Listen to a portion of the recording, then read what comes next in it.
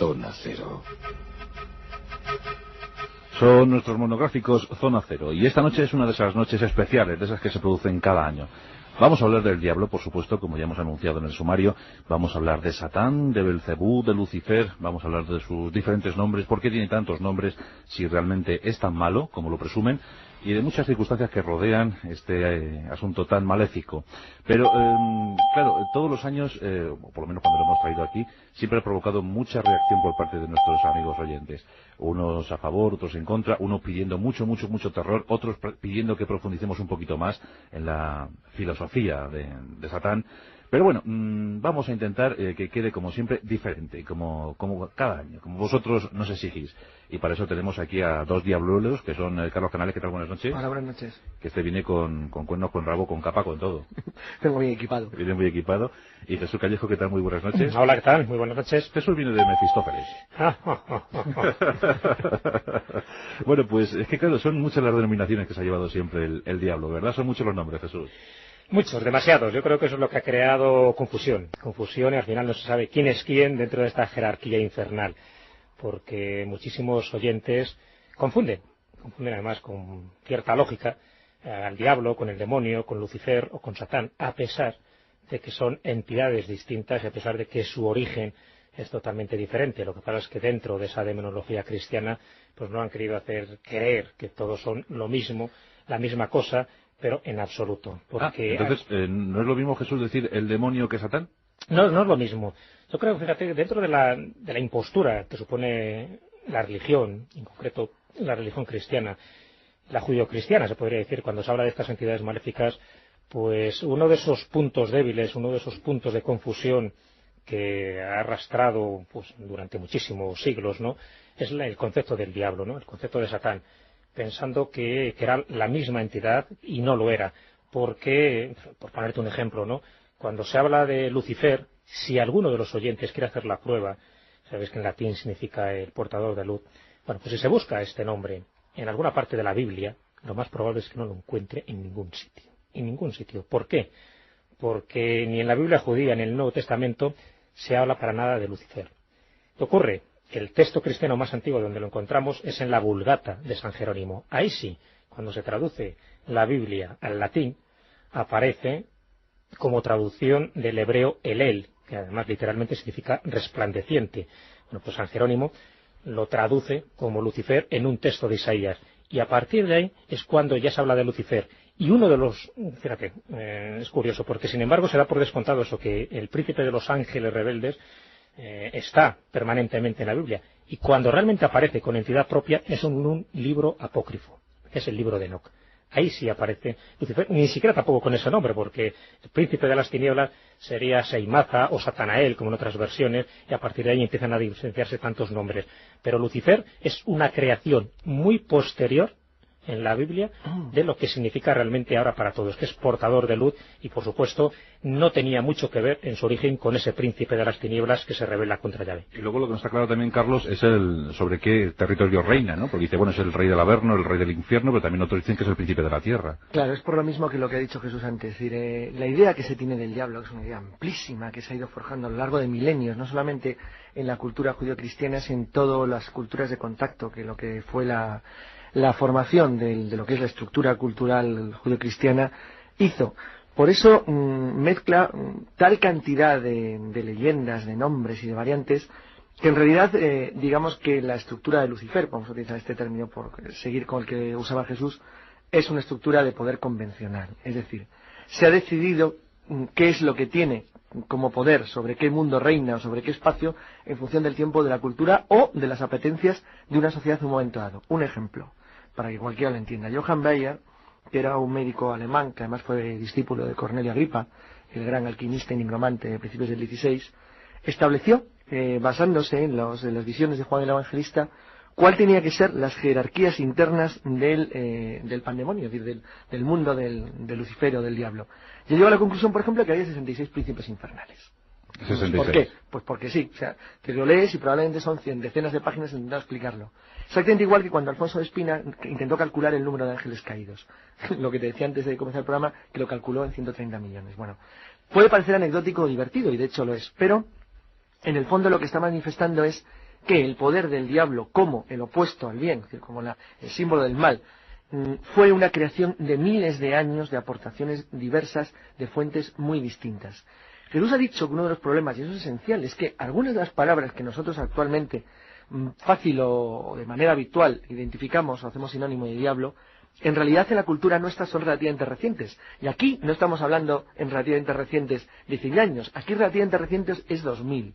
¿Por qué? Porque ni siquiera la figura judía o la figura judaica del diablo es única, ni siquiera es solo de la Biblia. Por ejemplo, si habláramos de Nergal o de Astarot o de Asmodeo, que son variantes del mal personificadas en ciertas matices que luego los judíos acoplaron y acogieron para algunas de las formas de manifestación de lo que luego nosotros hemos llamado Lucifer. Digamos que fundamentalmente hay 3 puntos que podemos ir tocando. 1. El mal como concepto opuesto al bien. ¿Para qué creer que existe el mal y el bien? Si no, no habría ninguna diferenciación. 2. La figura del diablo, de Lucifer o del príncipe de las tinieblas, como el ángel más perfecto de la creación, el primero de los creados, el más poderoso de todo el universo, que se rebeló contra su creador por un problema de soberbia. O 3, que es el tercer punto esencial, ¿qué papel juega en todo ello el ser humano, el hombre? Entonces, Jesús, atendemos a estos 3 puntos, encontramos el primero, y claro, decimos que el diablo, el demonio, es una necesidad lógica para cualquier cristiano, ¿no? Es una necesidad lógica para cualquier cristiano, y tú lo has dicho bien, pero cuando ya estamos hablando de cristianismo estamos hablando de una época relativamente reciente, ¿no?, de 2000 años. Pero el concepto del mal existía antes, lo que pasa es que había que poner un nombre. Y aquí sí quiero traer a colación otro de esos conceptos que hemos manejado al principio, pero creo que nos va a servir muy bien para saber la génesis de cómo un concepto se va transformando en otro, y es el concepto de Satán. Fíjate, porque además eso podemos entender después ese maniqueísmo posterior el cual el cristianismo hereda, ¿no? Satán es una palabra hebrea que significa el adversario. Hasta ahí no hay ninguna duda. Perfecto. Sin embargo, no aparece muy definido en el Antiguo Testamento, como pasaba con Lucifer. Bueno, en Lucifer ni siquiera aparece definido, no aparece. Y no aparece definido hasta una época bastante tardía. Fíjate, hasta aquel entonces, Yahvé cargaba sobre sus hombros la tarea de encarnar el origen del bien y del mal. Y te cito una frase textual de Isaías, capítulo 45, versículo 7, que a algún oyente le puede sorprender. Dice Yahvé: yo soy el formador de la luz, el creador de las tinieblas, el hacedor de la paz, el creador del mal.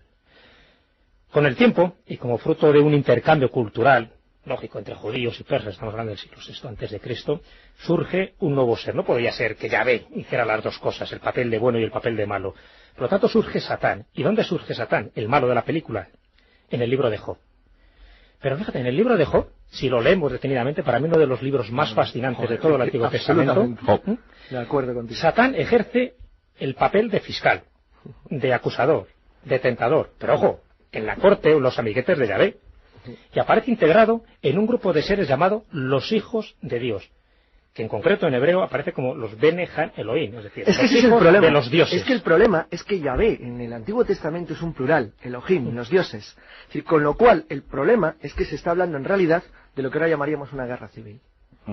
Es muy gracioso porque Jesús, al citar el libro de Job, cita lo que luego ha sido la construcción clásica, de lo que luego JJ pues, diría la rebelión de Lucifer y demás, que es cuál es el motivo de por qué de repente Yahvé, pero ya Yahvé bajado de escalón. Es decir, digamos que el panteón de los que crean a los seres humanos, ¿por qué se produce un conflicto? Bueno, lo curioso y lo fascinante del asunto, que es lo que luego la Iglesia Católica absorbe en esa especie de batiburrillo donde mete todas las figuras que llamó de manera habitual diabólica, es que es un problema sobre el concepto de cuál va a ser el destino que se le va a dar al hombre. Los ángeles, es decir, los ángeles luego malignos, lo que llamaríamos los seguidores de Lucifer, son los que deciden o los que proponen que el ser humano creado a imagen y semejanza de los dioses sea exactamente igual que ellos, todopoderoso y sobrenatural. En tanto que el grupo, digamos, que venció, lo que cree es que no, que el ser humano tiene que tener una especie de escala de perfeccionamiento de manera que alcance la inmortalidad a través de la perfección interior. Eso, claro, aunque parezca que en principio la mejor postura es la que defienden los malos, los seguidores de Lucifer, en realidad no, porque ellos son inmortales, duran eternamente, pero su alma no. En tanto que el ser humano, pobre y débil, tiene lo contrario. Pero entonces, viendo el recorrido de la especie humana por la historia, hemos de suponer que pertenecemos al grupo de los rebeldes. No, vamos a ver, sí y no, pertenecemos a los dos. Es decir, dado que, en cierto modo, seguimos la tradición, cuando el príncipe de las tinieblas y sus seguidores se alzan contra el Creador, lo que hacen es que ellos intentan, es un acto de soberbia, es decir, nosotros somos tan fuertes como tú, podemos hacer que el ser humano sea lo que nosotros queremos. Fíjate que en la tradición judio-cristiana, cuando el diablo ofrece quitar un alma, es decir, darle la inmortalidad a uno de los humanos, lo que le ofrece es el poder. Le ofrece poder, sobre todo, fuerza, energía, capacidad de obtener todos los deseos materiales que desee. En tanto que la promesa de los buenos, vamos a seguir así con este maniqueísmo, sí, es la contraria, es un camino de perfección que a la muerte física lo que te va a dar es un alma inmortal. Entonces, ¿por qué tememos tanto al diablo? ¿Porque nos lo han inculcado, Jesús? Claro, lógico. Porque según esto no es para tanto. Aquí hay una manipulación muy sutil, para mí, ¿no? Sí. De la humanidad a través de la religión, como suele ocurrir, ¿no? Cuando se lee entre líneas, te das cuenta de que no es todo lo que parece. Es decir, hay un mensaje maniqueo clarísimo, cuando realmente no es así. Porque estamos hablando de un Dios creador. Ese Dios creador es capaz de crear el bien, la luz, pero también la sombra, el mal. Pero eso no encajaba bien. Ese concepto maniqueo había que diferenciarlo. ¿Por qué? Porque los creyentes se hacían un lío. Dicen, bueno, ¿cómo puede ser que Yahvé sea también el creador de las sombras y el portador del mal? No puede ser. Por ahí se crea esa figura de Satán, ¿no? Que fíjate que en un principio Satán es el que tienta. Cuando en el libro de Samuel se dice, el Señor tentó a Samuel, es el propio Yahvé. Pero sin embargo después en libros posteriores, como en el primer libro de Crónicas, se cambia. Ahí ya es Satán, no el Señor, el propio Señor, es Satán el que tienta a David para que desobedezca la ley, en fin, incurra en la ira de Dios, y entonces ya se encarga Dios de castigarle. Pero es que esto, según contáis, Jesús, más o menos nos muestra como a Dios como un ente intangible, que está muy lejano, muy en un escalafón altísimo, mientras que el diablo, el demonio, lo tenemos más cercano, siempre como a disposición, ¿no? Como, aquí estoy. Claro, fíjate, vamos a ver, es que esto sí que entramos aquí casi en teología profunda. Sí, y no deberíamos. No deberíamos, pero partiendo de la base de que la confusión entre Yahvé y Dios me parece lamentable, porque Yahvé es uno de los dioses, uno de los Elohim, que crea una religión, que es la religión judía, y me parece muy bien que ellos crean que Yahvé es Dios. Pero no sé por qué esa confusión se ha ido a mantener a lo largo del tiempo. Entonces, a partir de ahí es cuando se genera todavía mucho más ceremonia de la confusión. Sí, porque llevan 58 siglos intentando aclarar eso. Porque fíjate que Yahvé, realmente, y eso ya es cábala pura, Yahvé tiene 4 letras hebreas, que es Yod, Het, Bat, Hei. Cada una de esas letras hebreas representa uno de los elementos de la naturaleza, de los 4 elementos. Por lo tanto, sería el príncipe de esta tierra. Ya no te digo la similitud que podemos llegar hasta ahí, ¿no? Eso es lo importante que lo acabas de decir, ¿no? Con lo cual, es a partir del siglo II antes de Cristo cuando se empieza a diferenciar, porque claro, el cacao mental que se puede crear a los creyentes, tanto judíos como cristianos, posteriores, podría ser tremendo, ¿no? Entonces, esas dos caras de Dios hay que desglosarlas. Una cosa es Dios, el bueno, y otra son los demonios, los malos, los malutos, los que están a las órdenes de un ente llamado Satán, que ya sabemos cómo procede esta Génesis, y ahí se les empieza a llamar diablo y demonio. Demonio, que procede además de una palabra griega que es daimón, son los espíritus de la naturaleza. Fíjate que muchos espíritus de la naturaleza iconográficamente se les representa como si fueran demonios. Delgaditos, rojos, con cuernos, rabos y tentando al ser humano y haciéndole la puñeta, que serían los clásicos duendes familiares, ¿no? Bueno, ¿qué pasa con la cábala? Fíjate que la cábala hace una cosa para mí importantísimo. Importantísimo es porque, bueno, la tradición esotérica de los judíos, y la cábala vuelve a retomar el viejo concepto judío. O sea, retorna otra vez al Yahvé primigenio, que contiene todo. Es decir, contenía las dos cosas, tanto el bien como el mal. Es a través de los sefirot, de esas emanaciones que tiene la Ein Sof, es decir, lo innombrado, cómo empieza a conocerse en el mundo. Y con su mano derecha otorgaba la misericordia y con su mano izquierda la destrucción. Es decir, ese concepto se vuelve a retomar, es decir, el concepto holístico global, porque todo procedería de la misma fuente, algo que nos lo habían descaradamente quitado con determinados concilios, diciendo que no, que una cosa era Dios y otra cosa era el demonio. Realmente, en el origen, no es verdad. Si se leen los textos como se deben leer, se verá que en un principio era todo, la luz y la oscuridad. Sí, pero vamos a entender, por ejemplo, que Dios es el presidente de un gran gobierno universal. Y la Tierra, pues es un exilio que ha buscado un maluto, que se rebeló contra el gobierno universal y ha caído aquí, en este minúsculo grano de arena que es la Tierra. Sería más bien algo así como si de repente en esa misma multinacional que tú te has imaginado, alguien quisiera, por ejemplo, imaginemos un caso muy sencillo, una fábrica de coches donde se decide que los coches los fabriquen robots. Entonces aparece una gran discusión entre los directivos, habría un comité de dirección. Hay parte del comité de dirección que considera que los robots no solamente tienen que fabricar los coches, sino que se les tiene que dotar de algún sistema que les permita en el futuro a los propios robots convertirse en directivos. Ese sistema de vamos a hacer los directivos del principio con toda su potencialidad es lo que significaría o lo que defendería Lucifer. En tanto que el comité de dirección predispuesto a favor de la idea divina consideraría que solamente después de a lo mejor de miles de años de trabajo de robots jorobados haciendo coches podrían llegar los propios robots a ir evolucionando para autodotarse una conciencia que les permitiera entender qué complejo y qué complicado es llegar al comité de dirección. Es decir, ese factor en contra, es decir, el ser humano es una inutilidad tal y como Dios lo creó, porque es torpe, es inútil, no tiene poder, no tiene fuerza. ¿Para qué hacerle ese camino tan largo cuando puede ser uno de nosotros desde el principio? Es lo que defendía Lucifer. Luego lo asimilamos al mal por un factor curiosísimo de carácter religioso, que incluso tiene una explicación que dio Freud muy curiosa, vinculada a la psique humana, de la que luego hablaremos. En tanto que el otro camino, el camino del reconocimiento lento para que cuando el ser humano alcance la perfección se integre de una manera consciente en la divinidad, es lo que defendería el camino de los buenos. La mano derecha o la mano izquierda que hablaba Jesús el otro día. Sí, bueno, algunos oyentes pueden empezar a pensar que esto es un círculo satánico, Jesús, el que estamos aquí creando. Un círculo satánico. Además, muy bien lo del círculo satánico, porque a la serpiente, que está simbolizando el círculo, también se le ha asociado a Satán. Y curiosamente, ya sabes que el hebreo es un idioma sagrado porque además significa, cada letra tiene un concepto asociado a un concepto numérico y a un concepto verbal. Entonces, cuando se pone la palabra Satán en hebreo, te sale cada letra. Satán, si la ponemos, sería la S, 3, la A, la Aleph, 1, la T, 4, la A, 1 y la N, 5.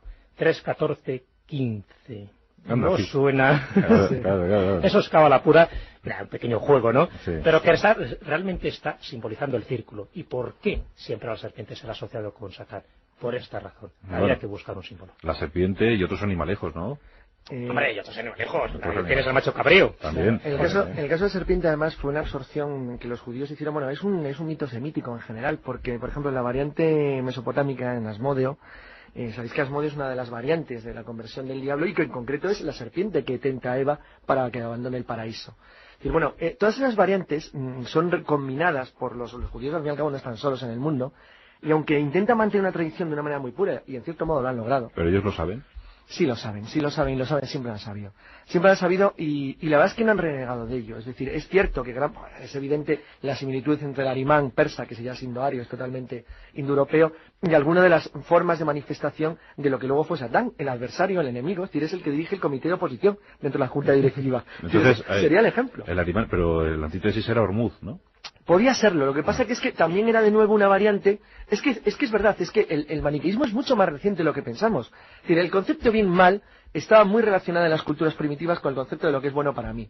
Es decir, que Yahvé fulminara de repente a los enemigos de Yahvé, nadie lo consideraba malvado ni maligno. Bueno, mira, machacó a los egipcios, pobrecillos, algo habría hecho. Es decir, es que no se consideraba malo.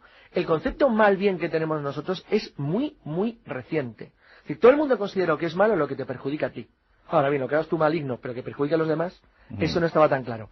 Entonces, las separaciones radicales, son básicamente de tipo cristiano, porque están muy relacionadas con el sistema de control social. Es decir, cómo la Iglesia Católica, a partir sobre todo de los siglos IV al VI, empieza a fijar lo que va a ser el orden social que de una manera ya muy remota, pero en cierto modo bastante organizada, todavía tenemos nosotros. Es decir, cómo tienen que ser las cosas, lo que habitualmente se llamaba en la historia el orden natural. Vamos a ir aclarando cosas porque nuestros amigos seguro que quieren tomar muy buena nota de lo que contemos. ¿Cuándo fue más maluto, Carlos, el diablo en la historia reciente, en los últimos 2000 años? ¿A principios del cristianismo, en la Edad Media? Sin duda alguna, el punto máximo, la definición de la maldad del diablo, que es cuando se fijan las jerarquías, cuando se intenta hacer rasgos sobre el número, cuando se hace por primera vez dentro de la doctrina cristiana una interpretación clara de lo que es el fenómeno del diablo, es a partir de la Reforma Protestante, siglos XVI y XVII. ¿Y dónde era cuando queda definido el mal? En todo, incluso en su aspecto. Es curioso. ¿Dónde era peor el demonio? ¿En el lado protestante o en el católico? Los protestantes siempre han estado muy obsesionados con la figura del demonio y del diablo, porque para las religiones protestantes, sobre todo para los calvinistas, todo está impregnado de la maldad de Satán. Es decir, Satán es una figura mucho más omnipresente que entre los católicos. Los católicos simplemente el mal, de manera general. pero no hace falta que cualquiera que haya visto películas norteamericanas donde salen predicadores del oeste sabe perfectamente la obsesión que tienen con el diablo y su manifestación en cualquier acto de la vida común. Es decir, era un sistema de control mucho más profundo de comunidades pequeñas, donde se trataba de controlar a todo el mundo a través de la representación de las manifestaciones del mal. Y es además el periodo en el que nuestra historia forja lo que va a ser el aspecto de la imagen del diablo. Es decir, el diablo tal y como lo concebimos hoy es una evolución de la Edad Media, con algunos rasgos antiguos, que queda perfectamente definido en los siglos XVI y XVII, como un ser que puede ser o bien una especie de macho cabrío, que es una variante, muy católica sobre todo, o bien como una especie de reptil maligno, extraño, color verdoso y con garras y con rabo, que es lo que luego ha pasado hasta tiempos muy recientes como la imagen básica del diablo. Entonces, Jesús, la Edad Moderna entre el 15 y el 19 fue, bueno, ahí el diablo estuvo a sus anchas, ¿no? Estuvo a sus anchas, hombre, y en la Edad Media, no lo olvidemos que ahí en la Edad Media... Era una presencia diaria, la muerte. La obsesión que había por el diablo era constante, ya se encargaba, ¿no?, de recordarlo, pues los grandes padres de la Iglesia de aquel momento. Por lo tanto, no lo olvidemos ahí, y es verdad que no, ya con todo lo que es la contrarreforma, en esa lucha que hubo entre el catolicismo y el protestantismo, pues aportaron mucha de su ascua, ¿no?, nunca mejor dicho, sí, a su terreno, hasta el punto de que se producen ciertas paradojas, porque, como bien contaba Carlos, siento que más en el lado protestante tienen una obsesión mayor por el diablo y por su forma.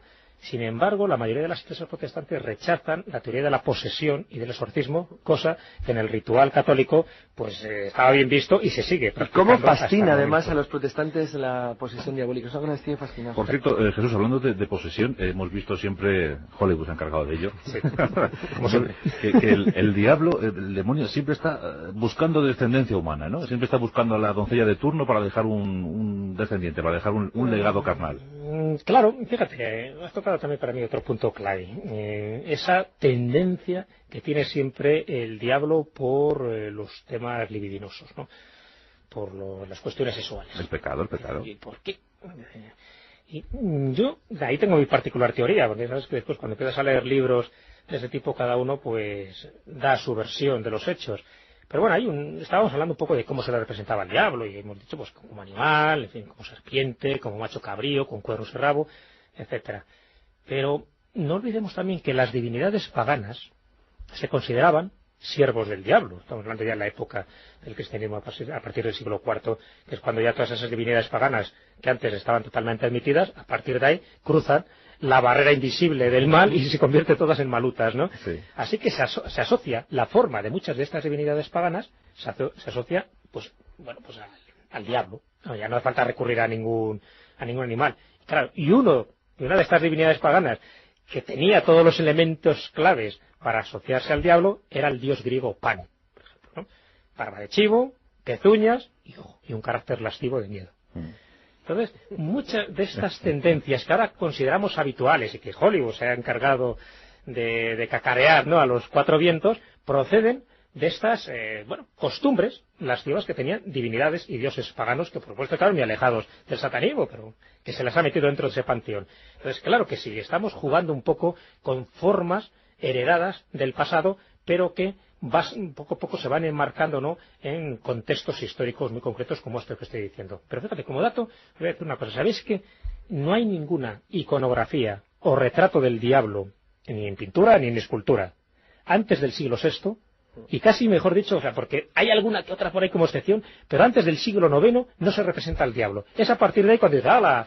Vamos a ponerle ya con barbas, con... Bueno, pues eso, todo un poco la fenomenología que se le asocia al macho cabrío. Y ahí, Carlos, creo que va a contar una cosa que a mí siempre me llamó la atención, porque el macho cabrío tiene esa perilla, ¿no?, que le caracteriza, esa forma angular, triangular de su rostro. En Hollywood, sí, es verdad, los malutos que se asociaban al diablo, ¿qué figura tenían? Claro, efectivamente, tenían como los caballeros españoles malos que persiguen a Harold Flynn, siempre tenían perilla. Eran los malos en ese aspecto. No, es verdad, hay un factor que es freudiano, claramente. Era un soldado de rostro efectivamente, claro.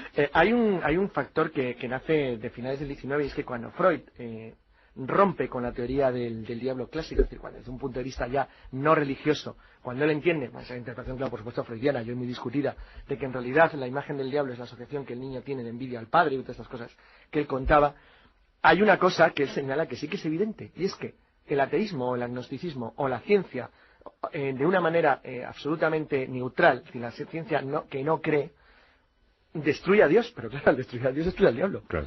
Con lo cual, la evolución, alguien me diría, bueno, hay excepciones como la película Legend, sí, pero es que Legend no es en nuestro mundo, es otra cosa. ¿Tú te acuerdas de aquella psicofonía que decía el infierno empieza aquí? Claro, es decir, ahí está, es que está muy vinculada a la realidad del siglo XX. El siglo XX es un siglo espantoso, donde la gente que pensaba, y basta con leer periódicos de la Belle Époque, de antes de la Primera Guerra Mundial, lo bonito que iba a ser el siglo XX, lo maravilloso, todo está inventado, íbamos a volar, iba a ser un mundo de paz y de maravillas. Sí, volar, sí, hemos volado. Y se convirtió en un verdadero espanto. Entonces, sí que es verdad, y eso es cierto, que Hollywood ha ido haciendo evolucionar al diablo en función del alejamiento de la creencia en Dios. Es decir, es justo al revés.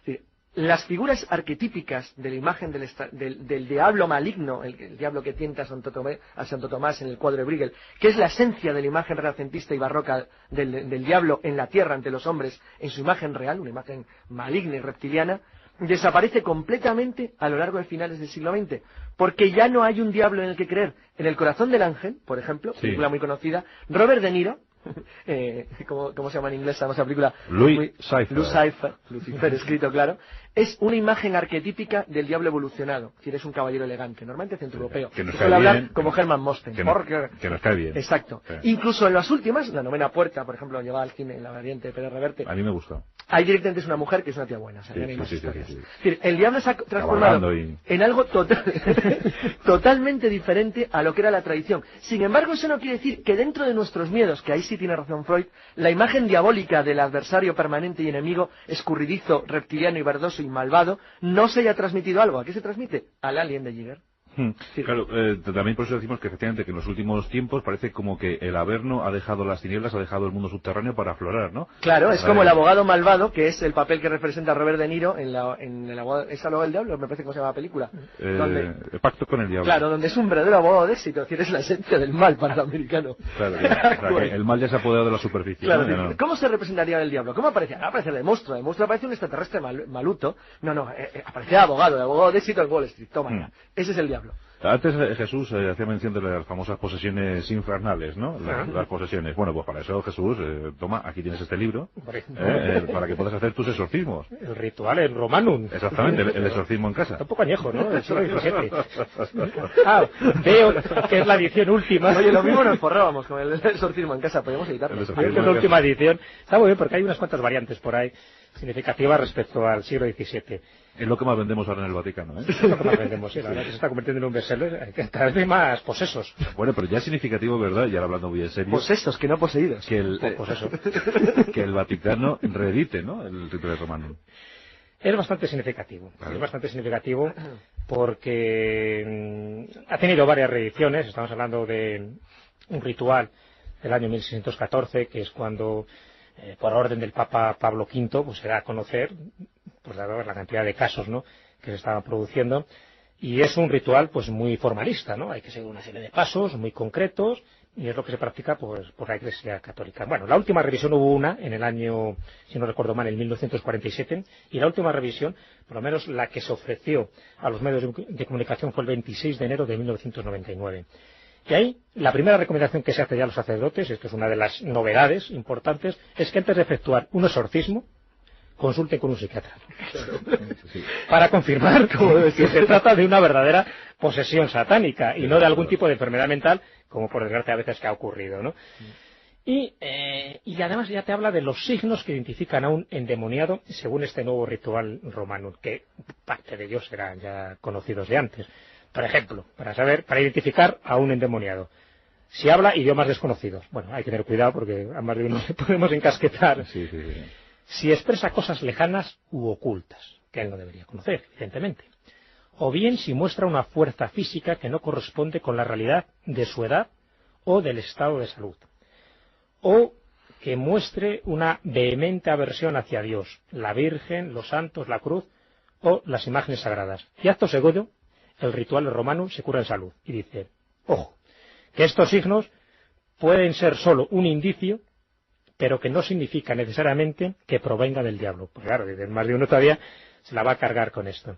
Bueno, el hecho es que el manual, este nuevo manual, recuerda que el exorcismo es una forma de defensa creada por la Iglesia para contrarrestar el poder de Satanás y de otros espíritus malignos, cuyas actividades consisten, y leo textualmente, en apartar a los hombres del camino de la salvación. Y algo que me parece interesantísimo, porque y hasta preocupante, es la definición que tiene la Iglesia de los demonios. Bueno, pues para la Iglesia, los demonios son ángeles caídos a causa de sus pecados y que son seres espirituales muy inteligentes y poderosos, algo que también decían algunos de los padres de la Iglesia, como San Agustín en algún caso se les otorgaba inteligencia, y que utilizan la mentira como estrategia para engañar a los hombres, haciendo creer, y también estoy leyendo textualmente, que la felicidad se encuentra en el dinero, en el poder o en la concupiscencia carnal.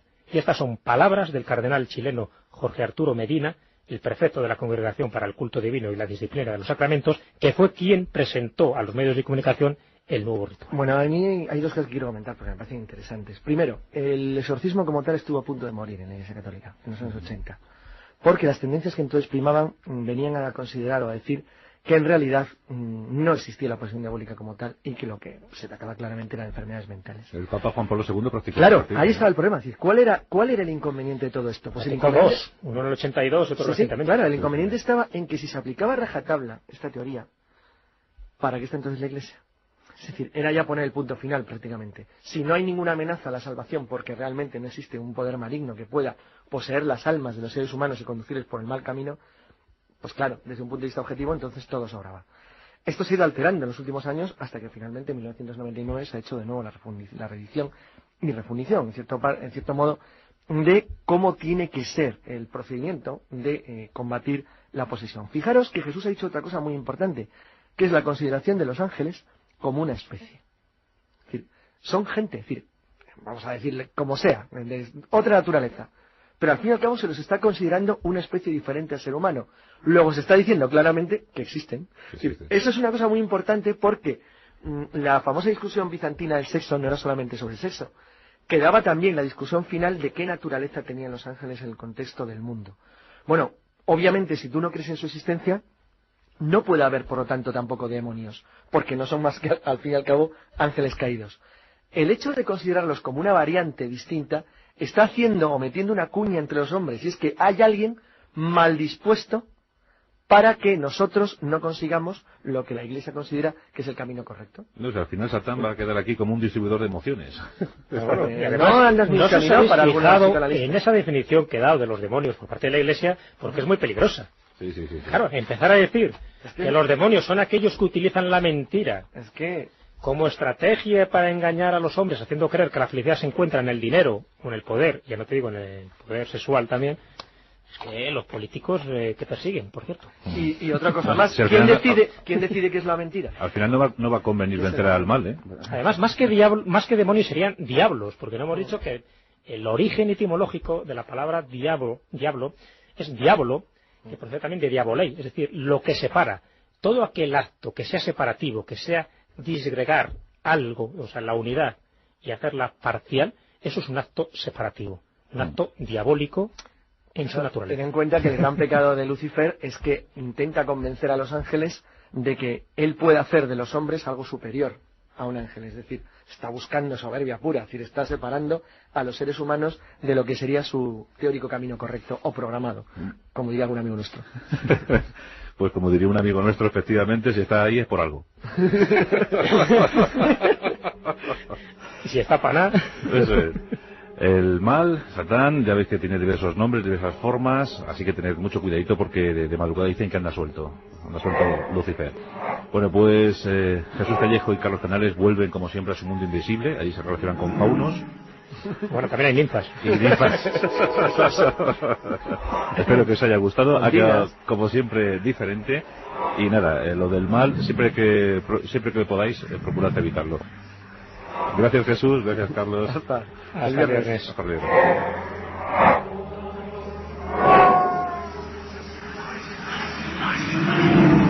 La rosa de los vientos en Onda Cero.